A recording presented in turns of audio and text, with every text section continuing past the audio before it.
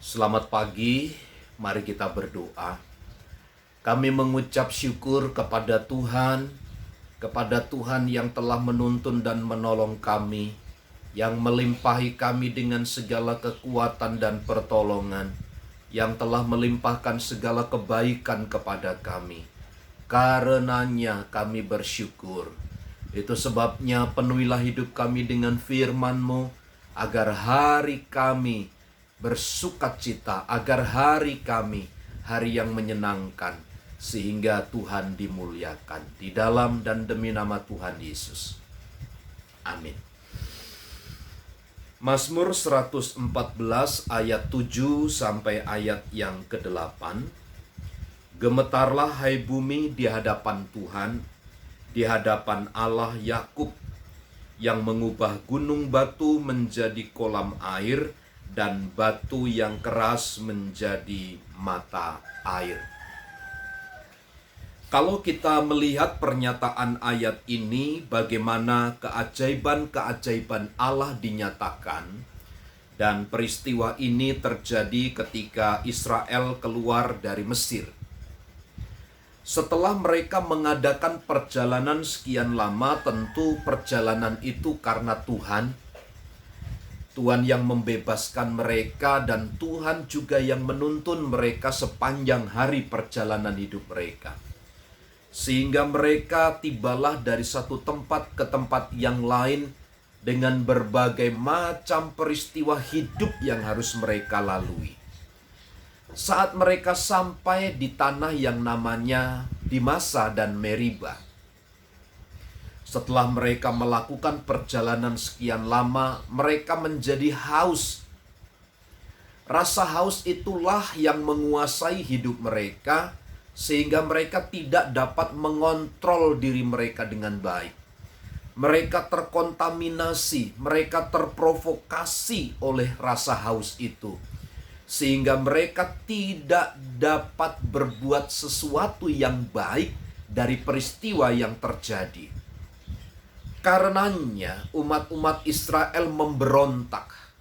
Mereka melawan Allah melalui hamba Tuhan Musa. Mereka memberikan lontaran kata-kata yang kasar, kata-kata yang memalukan nama Tuhan tentunya. Bapak Ibu Saudara, acap kali kesulitan hidup kita itu kita tidak dapat kendalikan. Ini yang terjadi. Kita menganggap kesulitan itu sebagai sebuah bahaya yang terlalu besar, dan kita menganggap karena masalah itu pula selesailah hidup kita.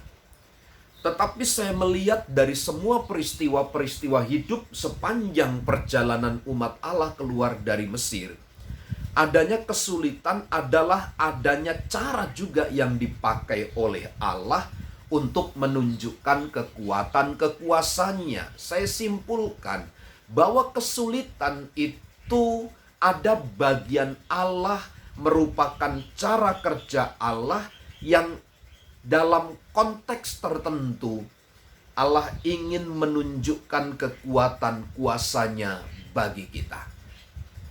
Karenanya ketika ayat 7, gemetarlah hai bumi di hadapan Tuhan, di hadapan Allah Yakub. Satu yang harus kita bangun di dalam hidup kita adalah gemetar hai bumi di hadapan Tuhan, di hadapan Allah Yakub. Sebagai umat Allah, kita harus menempatkan semua perbuatan-perbuatan Allah itu sebagai tanda ajaib. Sebab memang itulah yang dikehendaki.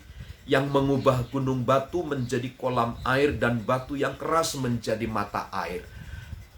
Peristiwa di Masa dan Meriba itu, ketika mereka hidupnya tidak terkontrol, hidup dikendalikan oleh rasa haus itu, maka yang terjadi Allah berfirman kepada Musa untuk membawa tongkat itu untuk dipukulkan ke Gunung Horeb. Cerita selanjutnya adalah ketika Musa memukul itu, kemudian keluarlah air dan air itu dapat memenuhi kebutuhan mereka.